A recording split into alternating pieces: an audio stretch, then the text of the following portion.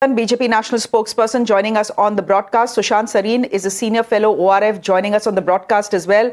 Yashovardhan Azad will be joining us in just a bit. Sajjad Kargil is a member of the Kargil Democratic Alliance, will be with us in just a bit. And Dr. Pooja Tripathi is a Congress spokesperson joining us this evening. Thank you all very much. Sushant, I want to start with you as someone who looks at security very closely. Do you see this as the government's failure to read the room in Ladakh? This is a very sensitive area we are talking about. You know, you can't say things that will inflame passions further. We have seen what has happened in Manipur. The last thing that you want is a Manipur to repeat in Ladakh. How do you read what has happened in the last 48 to 72 hours? Shreya, quite clearly, I don't think the government can completely absolve itself of what happened. There was, in fact, in your report earlier, you were saying that, Wangchuk's incitement to repeat what happened in the Arab Spring or what happened in Bangladesh or in Nepal. Incidentally, the guy doesn't know that the Arab Spring was more of an Arab winter and was a disaster for the people in the Arab world, was responsible for the deaths of millions of people. The Bangladeshi so-called revolution, which he eulogizes, has been a disaster for Bangladesh, has destroyed its economy, has unleashed the Islamists on the streets of Bangladesh. And you have a clown of a Nobel laureate heading that country. And Nepal, again, we've seen only death and destruction so far, no stability. And it'll take a long time for Nepal to come back. So people who have been provoking other people and the youth on the basis of this, that's a very dangerous thing. But having said that, it is very clear that, it's not that one speech and then everybody comes onto the streets and starts indulging in arson. This would have been going on for some time. It has been going on for some time. And I think the government cannot simply shake off the responsibility that it lost the ball. It lost sight of the ball. And things spiraled out of control. If there was an apprehension of breach of peace, then they should have preempted that march.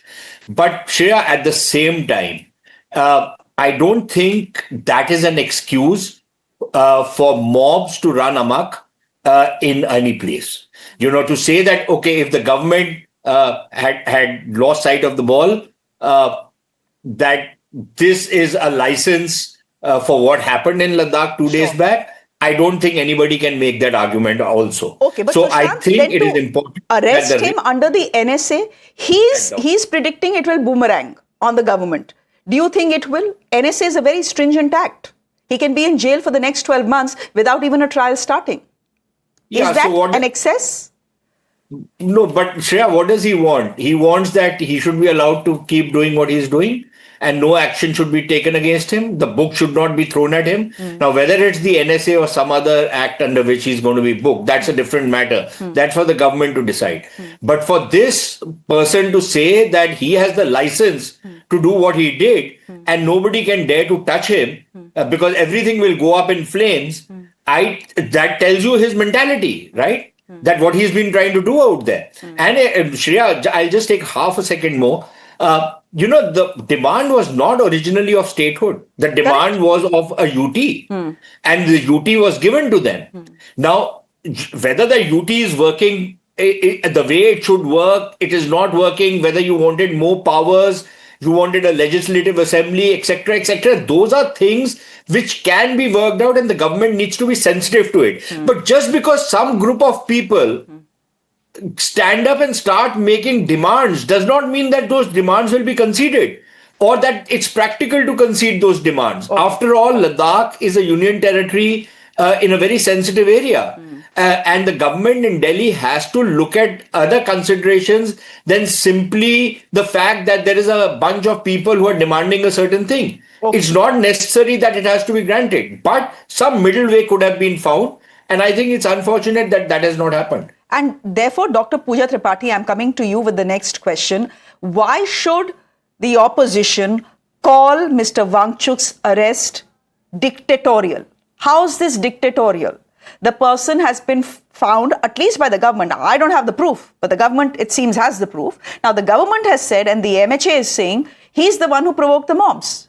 These mobs went on a rampage. 4 people were dead by the end of it. The least you expect is an arrest. And when he's arrested, the opposition is saying this is dictatorship. Kya humne British Raj ko isliye bhagaya tha so that we can all become slaves to the BJP, etc. Why this rhetoric, ma'am?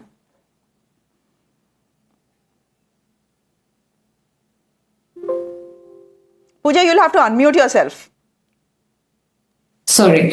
Shreya, Home Minister Amit Shah ji himself promised people of Ladakh at the floor of the parliament to be included in 6 schedules, reservation for jobs in them, and now they see a staggering unemployment rate of 26.8%. They were promised their conservation of their fragile ecosystem. They were promised, the Hill Autonomous Development Councils, and now when they are protesting after 5 years of broken promises, betrayal, now you are going and arresting. What is the proof that Sonam Wangchuk was on fast unto death with 16 other protesters, 2 of them who fell seriously ill, and this whole rippled. See, I'm saying violence is not the answer. Violence is never the answer to any arson, violence, burning buildings down. Is never, everything should go by the law. But look at how you betrayed the promises, how you went away from your promises, how you are alienating the youth. I've been to Ladakh, I've stayed in Ladakh, I've seen Ladakhis as proud Indians. And the irony here is Sonam Wangchuk was the cheerleader of Modi ji's governance in 2014 and 19. He even, called Article 370 abrogation as historic and wrote to Prime Minister that he's an environmentalist in himself. And that's when somebody goes against you, somebody tries to remind you of your broken promises, somebody tries to remind you that nothing has been done. He even went on a 1,000-kilometer foot march from Ladakh to Delhi where he was detained. And that's when you go on to arrest the same person. And some old videos, and it's the same toolkit, foreign funding, Pakistan link. They actually blamed a purported video of purported photo of somebody, some random person inciting violence, calling it Congress councillor, and now Congress councillor has come forward and he said he'll take legal action against everybody, the BJP IT cell head and the media houses too. So that's their toolkit. That's, what about Sonam Wangchuk's arrest should not be used as a smokescreen for what you promised to Ladakh and what you delivered. You delivered nothing. Look at the Changthang mega solar power project. It has come into huge acres of land and there's been no environmental impact assessment. There have been no social impact assessment, and that's what Ladakhis are demanding. They're demanding dignity and their just identity. And you cannot alienate a group of people in a very sensitive area too. Okay, Tom, essentially the opposition charges that you have pulled out your familiar toolkit.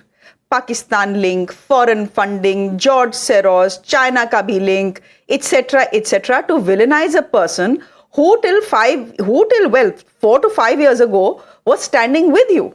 I'm not sure whether Sonam Wangchuk was a cheerleader of the BJP government, but certainly on issues like China, he was standing firm with the government. Till then, there are no FRA violations, FCRA violations that are found against him. Till then, he's a nationalist, as much as a nationalist as you and me. And suddenly today, because the situation in Leh goes out of hand, you are responsible, to some extent, you are responsible for it as well. You blame Sonam Wangchuk. Is dissent